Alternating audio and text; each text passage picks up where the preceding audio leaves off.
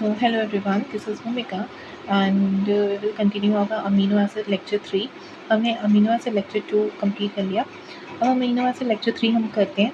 तो हमने क्या देखा था लास्ट लेक्चर में, हम इस बात कर रहे थे आयनाइजेबल और नॉन आयनाइजेबल ग्रुप के बारे में. ठीक है, तो हमने ये देखा था कि कुछ 7 अमीनो एसिड्स होते हैं जिनके पास जो अमीनो एसिड्स होते हैं उनके आर साइड चेन जो होते हैं वो आयनाइजेबल होते हैं, और जो 13 अमीनो एसिड्स हैं उनके जो आर साइड चेन है वो नॉन आयनाइजेबल होते हैं. ठीक है, तो यहाँ पर क्या होगा, ये चीज़ मैंने डिस्कस कर लिया. ये COOH वाला मैंने बताया ना, COOH जब अपने इलेक्ट्रॉन्स डोनेट करेगा तो CO माइनस के फॉर्म में आ जाएगा. जब उसे इलेक्ट्रॉन एक्सेप्ट करने हो, जब वो इलेक्ट्रॉन एक्सेप्ट करेगा तो वो COH प्लस के फॉर्म में, मतलब COOH के फॉर्म में आ जाएगा. ऐसे ही NH3 प्लस जब डोनेट करेगा तो NH2 के फॉर्म में रहेगा. NH2 जब डोनेट करेगा तो NH3 प्लस के फॉर्म में आ जाएगा. ये हमने देख लिया. तो यहाँ पर आयनाइजेशन हो रहा है कार्बोक्सिल ग्रुप का और अमीनो ग्रुप का. ये चीज़ मैंने बताया अभी. तो ऐसे 13 अमीनो एसिड्स हैं जिनके पास केवल 2 आयनाइजेबल ग्रुप होते हैं, अमीनो ग्रुप और कार्बोक्सिलिक एसिड ग्रुप. ठीक है, तो नेक्स्ट हम बात करते हैं 7 अमीनो एसिड्स जिनके पास 3 आयनाइजेबल ग्रुप हैं, अमीनो ग्रुप, कार्बोक्सिलिक एसिड और आर चेन में प्रेजेंस है. ये हमने देख लिया कि ऐसा आर, जैसे आर के पास, जैसे आर चेन जो है उसके पास एस्पार्टेट और जो ग्लूटामेट है इसके पास क्या प्रेजेंट होता है, कार्बोक्सिलिक एसिड. लाइसिन, आर्जिनिन और हिस्टीडीन के पास प्रेजेंट होता है आपका अमीनो ग्रुप. ठीक है, टायरोसिन के पास होता है OH और सिस्टीन के पास होता है SH. इसको भी याद रखने का मेरे पास ट्रिक है, मैं बताऊंगी आगे. ठीक है, तो जब ये आयनाइजेशन होगा, OH का जब आयनाइजेशन होगा तो ये किसका फॉर्म में कन्वर्ट हो जाएगा, O माइनस. SH का होगा तो S माइनस. ठीक है, अब देखो PK1 PK2 वैल्यूज जितनी भी अमीनो एसिड हैं इसका ये वैल्यू याद होना चाहिए आपको. देखो PK1 जो है वो किसके लिए कहा जाता है, हम अभी देखेंगे आगे. PK1 किसके लिए कहा जाएगा, PKA मतलब ये होता है PKA ऑफ कार्बोक्सिलिक एसिड. जो कार्बोक्सिलिक ग्रुप है, कार्बोक्सिलिक एसिड जो है आपका प्रोटॉन 50% प्रोटॉन कब डोनेट करता है, ये सब चीज़ें हम अभी पढ़ेंगे. तो वहीं से आता है PK1 PK2 PKR. PK1 है कार्बोक्सिलिक एसिड के लिए, PK2 है आपका अमीनो ग्रुप के लिए, और PKR जो है आर साइड चेन के लिए है. ठीक है, नेक्स्ट हम बात करेंगे titration of non ionizable group containing amino acid. ठीक है, तो यहाँ पर हम बात करेंगे टाइट्रेशन ऑफ एलेनिन की. तो देखो होता क्या है, देखो बहुत इंटरेस्टिंग चीज़ आ गई. सबसे पहले देखो आपका जो ये मैंने बताया कि ये फॉर्म NH2 वाला फॉर्म एग्जिस्ट नहीं करता. ठीक है, तो मान लो आपने एलेनिन लिया. अब एलेनिन का एक मॉलिक्यूल तो आप नहीं लोगे ना. मान लो आपको बोला गया कि इतना ग्राम आप एलेनिन अब आपको पाउडर फॉर्म में दिया गया, तो आप सिर्फ एक मॉलिक्यूल तो नहीं ले सकते, उसके हज़ारों मॉलिक्यूल आप लोगे, है ना. तो जस्ट इमेजिन आपने 1000 मॉलिक्यूल लिया है एलेनिन का. 1000 मॉलिक्यूल लिया है एलेनिन का. अब इसका जो 100% है, इसका स्ट्रक्चर कैसा होगा 100% का, NH3 plus C COOH H और CH3 इसकी आर साइड चेन. इसकी आर साइड चेन में क्या है, CH3. और एलेनिन का आर साइड चेन आयनाइजेबल है, नहीं है. इसके आयनाइजेबल ग्रुप्स 2 ही हैं, अमीनो ग्रुप और अल्फा अमीनो और अल्फा कार्बोक्सिलिक एसिड ग्रुप. ठीक है, मैंने बताया था कि अच्छा इसमें चार्ज +1 क्यों है. मैंने ये चीज़ भी बताया था कि जब आपका pH 1 में होता है तो वहाँ पे चार्ज हमेशा +1 में होगा.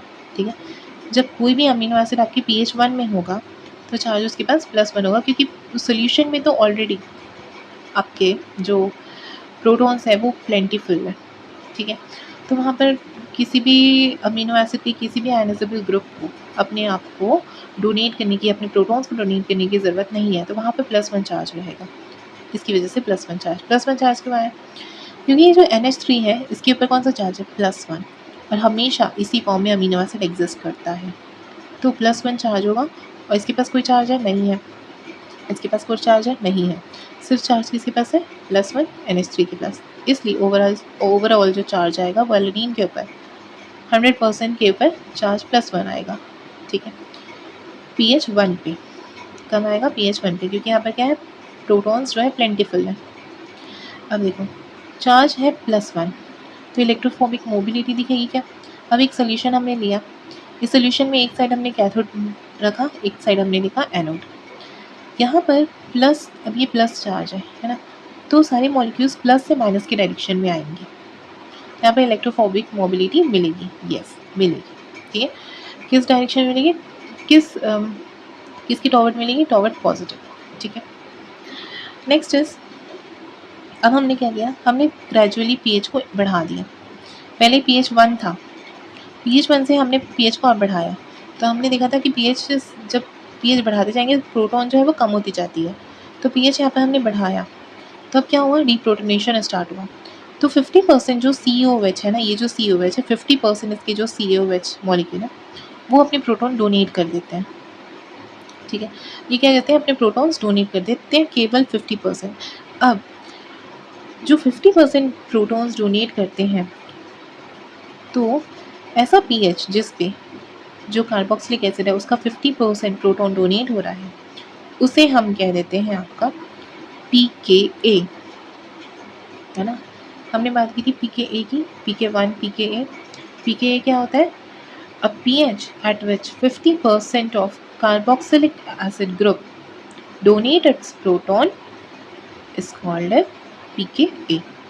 ठीक है, यहाँ पर 50% जो है वो इस फॉर्म में आ जाएंगे NH3+ CHR COO minus. CO minus क्यों हुआ, क्योंकि 50% जो है COOH उसने अपने प्रोटॉन्स डोनेट कर दिए, और किस फॉर्म में आ गया, ये COO माइनस के फॉर्म में आ गया। ठीक है, अब जो 50% रह गए, 50% ने बस डोनेट किया, पर 50% जो बचे हैं वो तो एज इट इज़ ही रहेंगे ना, उसी फॉर्म में रहेंगे ना, इसी फॉर्म में रहेंगे ना। तो यहाँ पे 50% कैसे है, इसी फॉर्म में, देखो NH3+ C COOH HNR। ठीक है, तो यहाँ पर चार्ज क्या होगा, इसमें चार्ज आ जाएगा आपका +1, इसका +1 और इसका -1, +1 और -1 ओवरऑल चार्ज आएगा 0।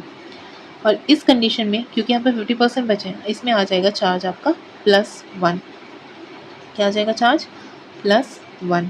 ठीक है, तो यहाँ पर आपका ओवरऑल चार्ज आ जाएगा +1।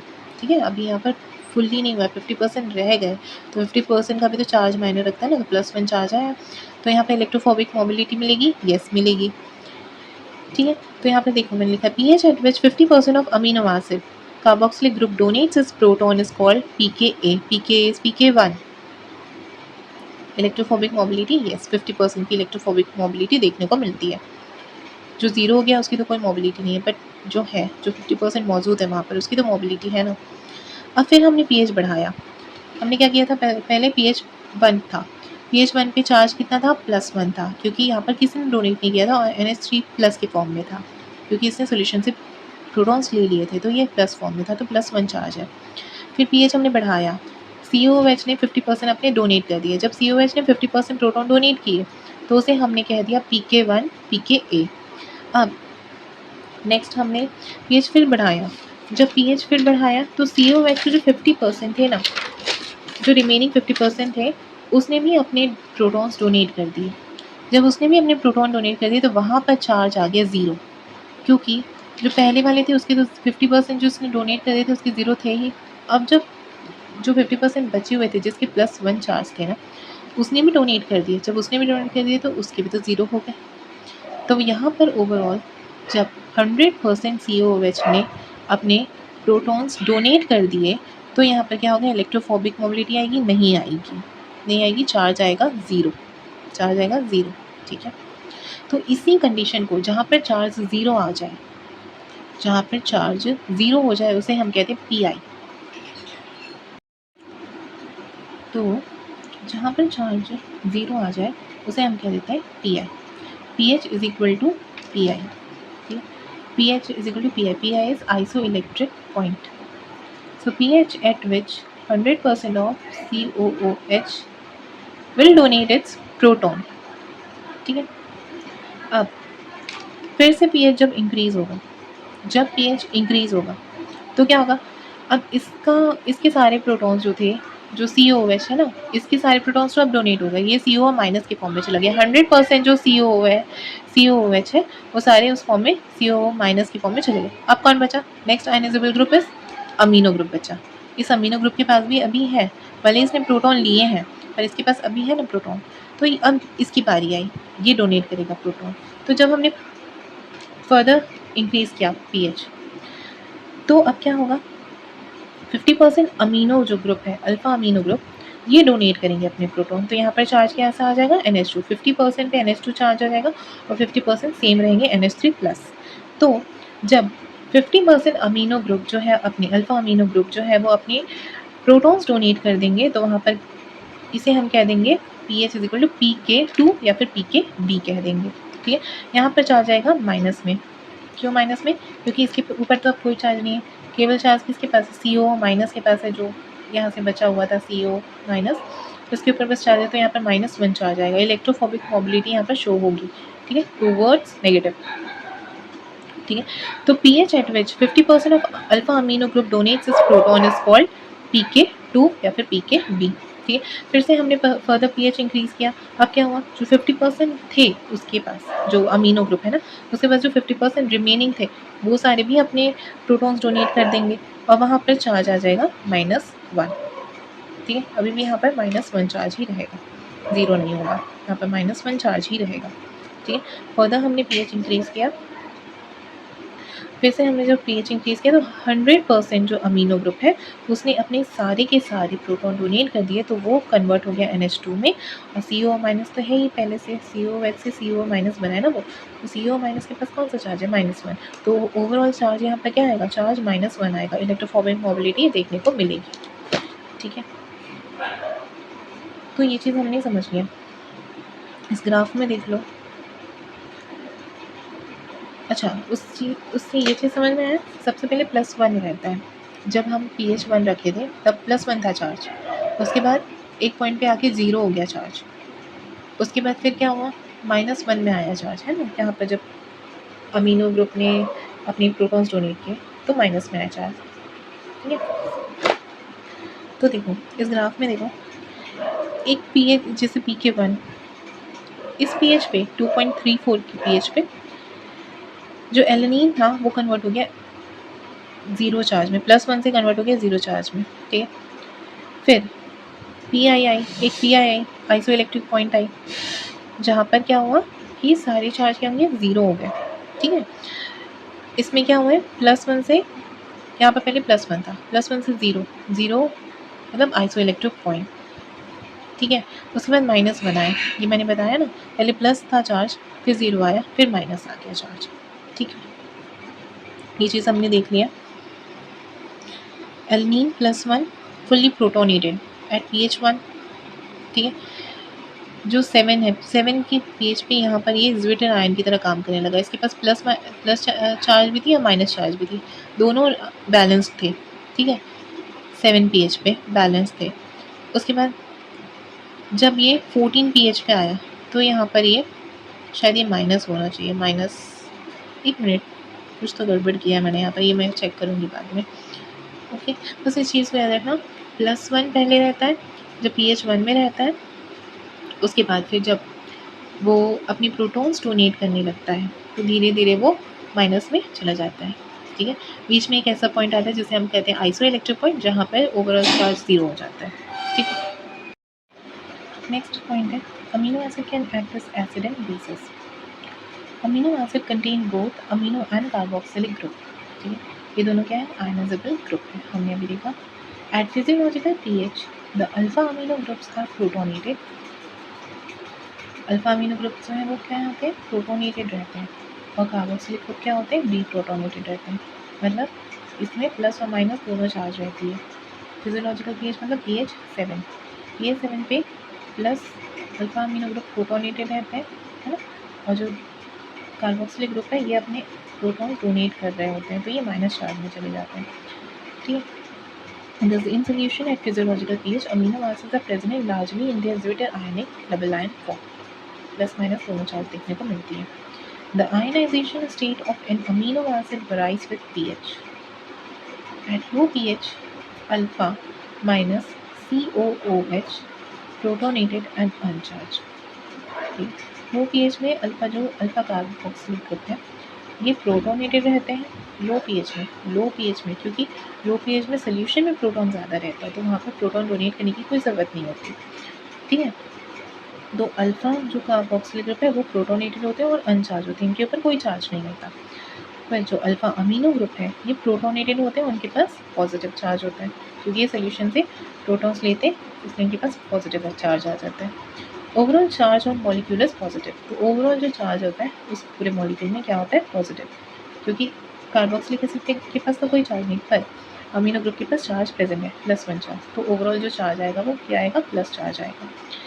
फिर हाई पीएच, जब हमने पीएच बढ़ाया तो क्या हुआ, अल्फा कार्बोक्सिलिक ग्रुप जो है वो डीप्रोटोनेट हुआ, अल्फा कार्बोक्सिलिक जो ग्रुप जो है वो अपने प्रोटॉन लूज करने लगा, प्रोटॉन डोनेट करने लगा और नेगेटिवली चार्ज हो गया। फिर अल्फा अमीनो ग्रुप जो है ये डीप्रोटोनेटेड हुआ, जब ये डीप्रोटोनेटेड हुआ हाई पीएच पे, अब हाई पीएच जैसे जैसे हमने पीएच बढ़ाया COOH के प्रोटॉन्स खत्म हुए, फिर जो अल्फा अमीनो ग्रुप है ये भी अपने प्रोटॉन डोनेट किया, तो इसके पास जो प्रोटॉन कम हुए तो फिर ये किस फॉर्म में आ जाएगा, NH2 के फॉर्म में, और ये अनचार्ज हो जाएगा। और COOH जब प्रोटॉन डोनेट करता है तो किस फॉर्म में आ जाता है, माइनस के फॉर्म में आ जाता है, नेगेटिवली चार्ज होता है। ओवरऑल चार्ज यहाँ पर क्या आएगा, हाई पीएच में माइनस चार्ज आएगा, नेगेटिव। ठीक है, तो यहाँ से क्या पता चल रहा है कि अमीनो एसिड जो है वो एसिड की तरह भी काम करते हैं और बेस की तरह भी काम करते हैं। ये एक एम्फीप्रोटिक मॉलिक्यूल्स होते हैं जो डोनेट भी कर सकते हैं प्रोटॉन्स और एक्सेप्ट भी कर सकते हैं प्रोटॉन, जैसे कि एक्सेप्ट कौन किया, अमीनो ग्रुप करता है एक्सेप्ट, डोनेट कौन करता है, कार्बोक्सिलिक ग्रुप, और बाद में अमीनो ग्रुप भी करता है और सारे आर साइड चेन भी करता है। तो इसलिए अमीनो एसिड जो है वो एम्फीप्रोटिक मॉलिक्यूल है, क्योंकि ये मॉलिक्यूल एक्सेप्ट भी कर सकते हैं और डोनेट भी कर सकते हैं प्रोटॉन, इसलिए इन्हें एम्फीप्रोटिक स्पीशीज़ कहा जाता है। ठीक है, जो कार्बोक्सिलिक ग्रुप है वो प्रोटॉन यूज़ करते हैं, NH2 जो है वो एक्सेप्ट करते हैं proton. They can act as both acid and base. ठीक है, इस सब्सटेंस को हम क्या कहते हैं, जो बेस एसिड और बेस सब की तरह एक्ट करते हैं उन्हें कहते हैं एम्फोटेरिक सब्सटेंस। ठीक है, फिर हमें बात करनी कुछ 7 अमीनो एसिड ऐसे होते हैं जिनके पास 3 आयनाइजेबल ग्रुप होते हैं, ये हमने देख लिया, अर्जिनिन, सॉरी लाइसिन, अर्जिनिन और हिस्टीडीन, इनके पास होता है अमीनो ग्रुप। एस्पार्टेट ग्लूटामेट, इनके पास होता है कार्बोक्सिलिक ग्रुप। सिस्टीन और टायरोसिन, इनके पास होता है SH और OH ग्रुप। ठीक है, तो हम पहले एस्पार्टेट की बात करेंगे, इसमें भी यही चीज़ होती है। एस्पार्टेट में क्या होती है, देखो ये चीज़ अभी हमने पढ़ा कि सबसे पहले कौन करता है, COH, इसकी 50% पहले डोनेट करता है, वो 50% जब डोनेट करता है, जब 50% डोनेट करता है तो उसे हम कहते हैं PK1। फिर इसकी जो 50% रिमेनिंग रह गया, जब pH और बढ़ाते हैं हम, जब pH और बढ़ाएंगे तो 50% जो इसके हैं और वो भी सारे डोनेट कर देगा। तो यहाँ पर जो है आपका पहले 50% जब बढ़ाया है ना, तो यहाँ पर प्लस माइनस करके 50% में चार्ज 0 आ गया, अब इसके पास रह गया +1। फिर हमने फिर से इसे इंक्रीज़ किया, तो जितने भी COH थे 100% पूरे COH ने डोनेट कर दिया अपने प्रोटॉन, और वहाँ पर चार्ज आ गया आपका 0। तो यहाँ पर जब चार्ज 0 आया, जब 0 चार्ज आ गया तो यहाँ पर pH = PI मतलब आइसोइलेक्ट्रिक पॉइंट आ गई, इसे हम कह देंगे क्या, आइसोइलेक्ट्रिक पॉइंट। फिर हमने फिर से फर्दर pH इंक्रीज़ किया, फिर अमीनो ग्रुप ने डोनेट किया, अमीनो ग्रुप ने डोनेट किया, उसके बाद फिर क्या हुआ, अमीनो ग्रुप ने डोनेट किया, 50% अमीनो ग्रुप ने जब डोनेट किया तो हमने उसे क्या कहा, उसे हमने कहा PK2। ठीक है, फिर 50% जो रिमेनिंग थे उन्होंने भी डोनेट किया कर दिया। उसके बाद अब बारी आएगी यहाँ पर आर ग्रुप, आर चेन की। इसमें एस्पार्टेट में आर चेन होता है COOH, एस्पार्टेट में आर चेन होता है COOH। ठीक है, तो अच्छा सॉरी मैंने गलती कर दी। सबसे पहले इसमें PK1 होगा, फिर PI आएगी, फिर आएगा PKR, फिर आएगा PK2। क्योंकि इसकी R साइड चेन है, इसके पास क्या है, कार्बोक्सिलिक ग्रुप है। ठीक, तो जो कार्बोक्सिलिक ग्रुप है, जितने भी कार्बोक्सिलिक ग्रुप है वो तो पहले डोनेट करेंगे ना, तो पहले तो अल्फा कार्बोक्सिलिक ग्रुप डोनेट करता है, उसके बाद जो R साइड चेन के साथ जो कार्बोक्सिलिक ग्रुप लगा हुआ है वो डोनेट करेगा। ठीक है, जो R साइड चेन के साथ कार्बोक्सिलिक ग्रुप लगा हुआ है वो डोनेट करेगा, पहले अल्फा कार्बोक्सिलिक ग्रुप डोनेट करेगा, फिर जो R साइड चेन के साथ कार्बोक्सिलिक ग्रुप है वो डोनेट करेगा, फिर आपका अमीनो ग्रुप आएगा सबसे लास्ट, क्योंकि अमीनो ग्रुप क्या है, कंजूस है, क्योंकि वो उधारी लेके बैठा है ना, उधारी लेके, अब उधारी का पैसा जल्दी तो नहीं निकलता, तो ये बोलते हैं कि आप लोग पहले करो आराम से, जब एकदम से इमरजेंसी आ जाएगी मैं हेल्प कर दूँगा। तो पहले अल्फा कार्बोक्सिलिक ग्रुप डोनेट कर देते हैं प्रोटॉन, फिर जो R साइड चेन वाले कार्बोक्सिलिक ग्रुप है वो भी डोनेट कर देता है प्रोटॉन, उसके बाद नंबर आती है अमीनो ग्रुप की। तो यहाँ पर सीक्वेंस क्या होता है, सबसे पहले अल्फा मतलब PK1, फिर आता है PKR, फिर अच्छा PK1 आता है, फिर PI आता है, PK1 PI PKR और PK2, ठीक है। तो यहाँ पर ओवरऑल जो है क्या आएगी, नेगेटिव चार्ज। कब आएंगे ओवरऑल नेगेटिव चार्ज, जब यहाँ पर आपका जो R साइड चेन का जो कार्बोक्सिलिक ग्रुप है वो भी डोनेट कर देगा प्रोटॉन, ठीक है। और किसके पास बचेगा, NH3+ के पास अभी प्रोटॉन है, तो minus minus plus minus zero ही हो जाता है ना चार्ज ओवरऑल का, सॉरी नेगेटिव चार्ज आएगा यहाँ पर, plus minus minus, overall charge is negative, minus minus minus plus minus minus, ठीक है। ओवरऑल नेगेटिव चार्ज आएगा यहाँ पर। और सीक्वेंस क्या आएगा, for amino acid having COOH, तो ऐसे अमीनो एसिड जैसे ग्लूटामेट हो गया, एस्पार्टेट हो गया, तो इन दोनों के लिए यही सीक्वेंस होगा। सबसे पहले PK1 जो है अपने प्रोटॉन डोनेट करेगा, फिर PI, फिर PKR एंड PK2, ठीक है। ओके, तो हमने अभी एस्पार्टेट देख लिया। एस्पार्टेट में हमें देखा COOH था उसके R चेन में, तो जहाँ भी COOH है R चेन में, तो अमीनो ग्रुप से पहले COOH ही प्रोटॉन डोनेट करेगा। अमीनो ग्रुप हमेशा लास्ट में करता है, ठीक है। अब यहाँ पर देखो लाइसिन,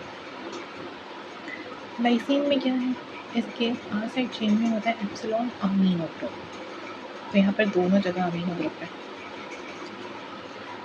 तो इस केस में क्या होगा, सबसे पहले आपका जो अल्फा अमीनो ग्रुप है वो डोनेट करेगा, उसके बाद R साइड चेन वाला अमीनो ग्रुप डोनेट करता है, ठीक है।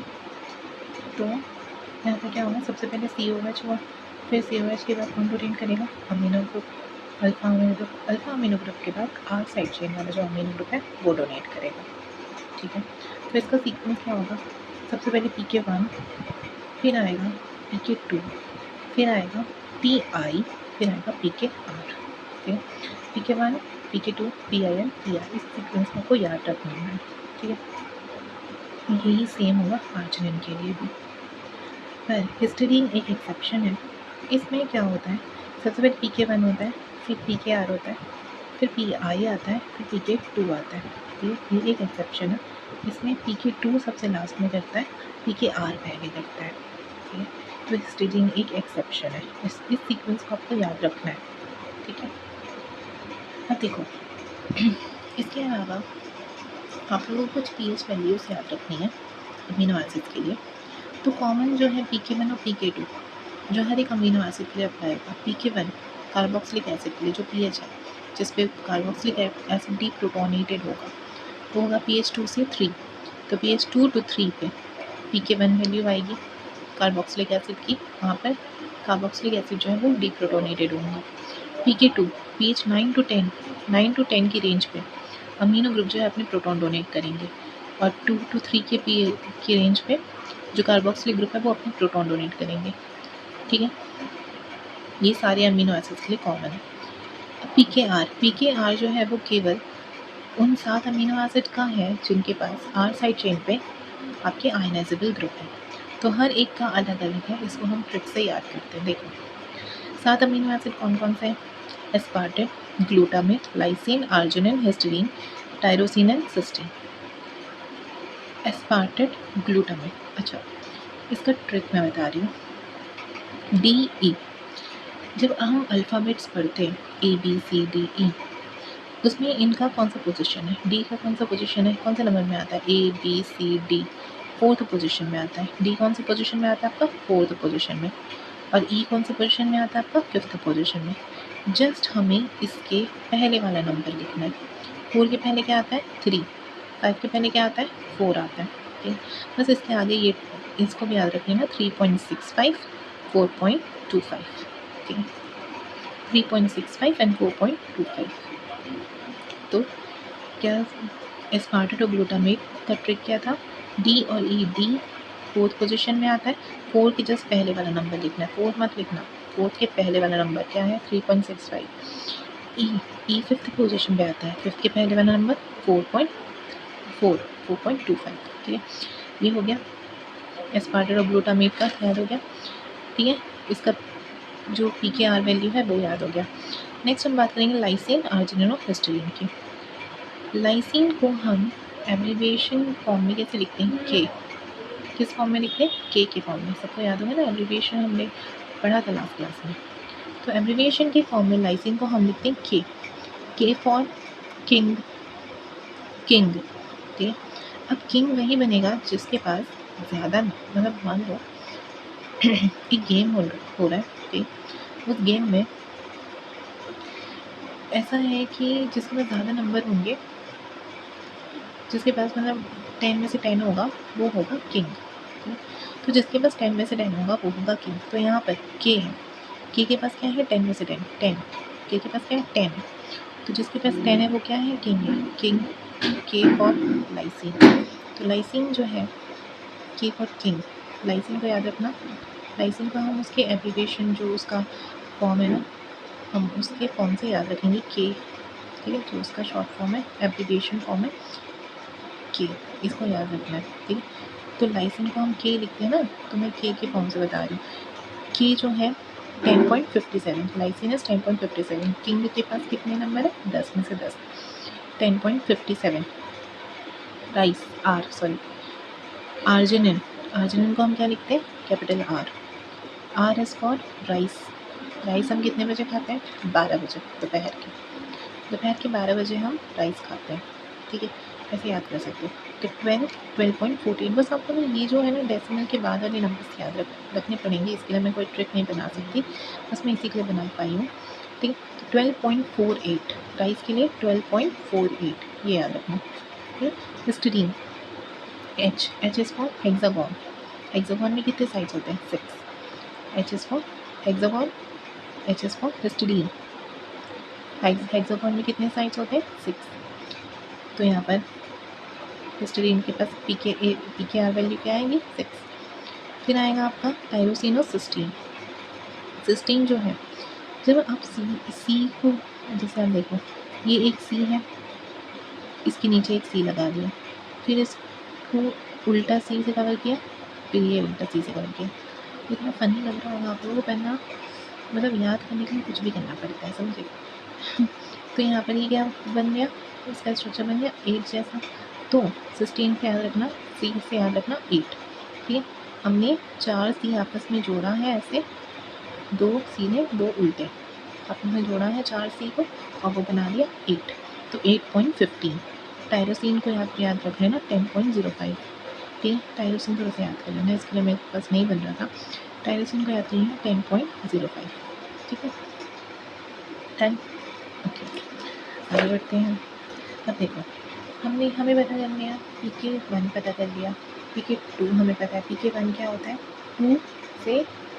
2 से 3 के बीच में जो COH है वो प्रोटोनेट हो जाता है। pH वैल्यू कितनी आएगी? 2 से 3 के बीच में आपकी COH जो है वो डिप्रोटोनेट हो जाएंगे।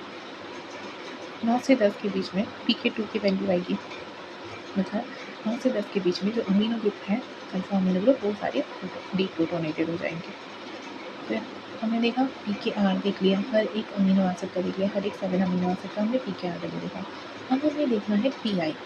पर PI हमें निकालना पड़ता है, PI हमें कैलकुलेट करना है, बहुत ईजी है इसका कैलकुलेशन, बहुत ईजी। देखो आपको ना PI निकालने के लिए आपको PK वैल्यू जो है वो आपको क्वेश्चन में ही दिया हुआ रहता है, ठीक है। तो मान लो अगर आपको 2 PK वैल्यू दिए हैं, ठीक है, आपको जैसे क्वेश्चन हमेशा PK वैल्यू के साथ है, बस उसको निकालना आना चाहिए, बहुत ईजी है, कुछ नहीं करना है। 2 PK वैल्यू दिया है, ठीक है। अभी जो 2 PK वैल्यू दिया है ये है फॉर 2 आयनाइजेबल ग्रुप, मतलब जिसके पास सिर्फ 2 आयनाइजेबल ग्रुप है, R ग्रुप जो है वो आयनाइजेबल नहीं है। तो जब 2 PK वैल्यू दिया है तो उसमें क्या करेंगे हम? PK1 और PK2, मतलब PK1 दिया है और PK2 दिया है, तो वो दोनों ही PK वैल्यू को हम प्लस करेंगे, डिवाइड कर देंगे 2, मतलब उसका एवरेज निकाल लेंगे।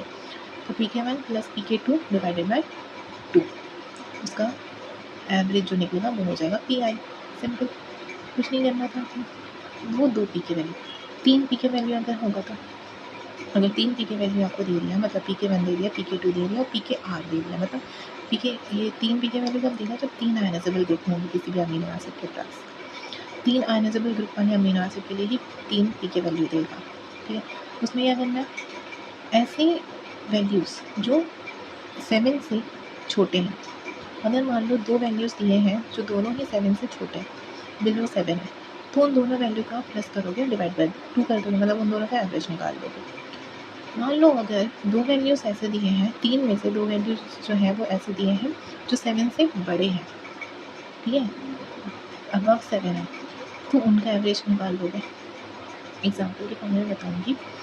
जैसे यहाँ पर 2 पी के अबव 7 है, 2 पी के वैल्यू दिया है जो 7 के ऊपर है ना, 7 के अबव है उनके वैल्यू, तो उसका एवरेज निकालोगे, दोनों को प्लस करके डिवाइड बाई 2 कर दोगे।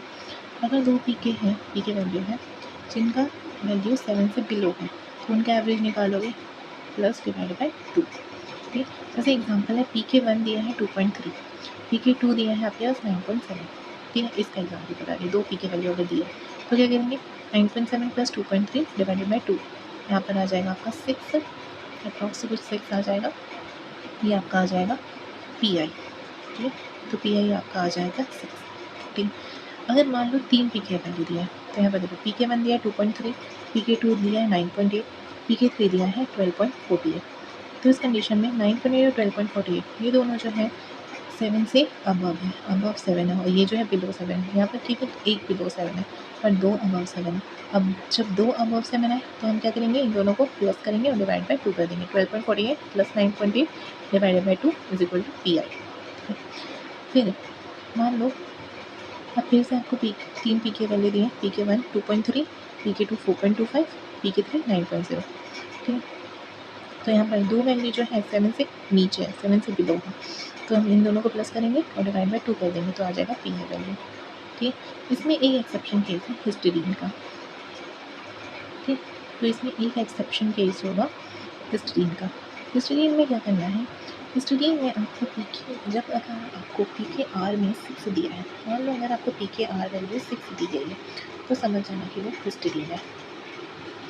अगर पी के आर वैल्यू 6 दी गई है तो क्या करोगे, ये वाला जो रूल हमने आपने पढ़ा वो अप्लाई नहीं होगा, यहाँ पर अप्लाई होगा नया रूल। जो जैसे 3 पी के वैल्यू, पी के 1 2.5, पी के आर 6 और पी के 2 9।